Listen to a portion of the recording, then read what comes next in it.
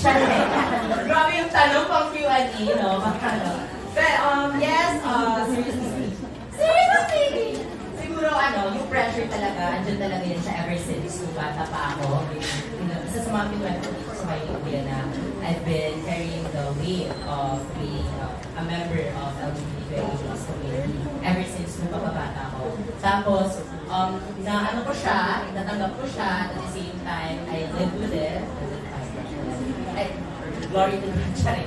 Pero, ayun, nung andito ako, syempre, yung pressure, andyan pa rin, lalo na nung pinakauna, kasi what if ako yung magiging reason para i-hate yung community namin? What if may masabi ba ako dito natin? What if hindi nila ako tanggap? Pero at the same time, yung pinaka-lesson na natutunan ko dito is just the representation alone, at yun yung magmamatter sa akin, na hindi ko kailangan maging calculated, kumbaga. Kasi gusto ko lang ipakita sa kanila kung ano talaga ako at kung ano yung tunay na ako, ano yung tunay na kulay ko.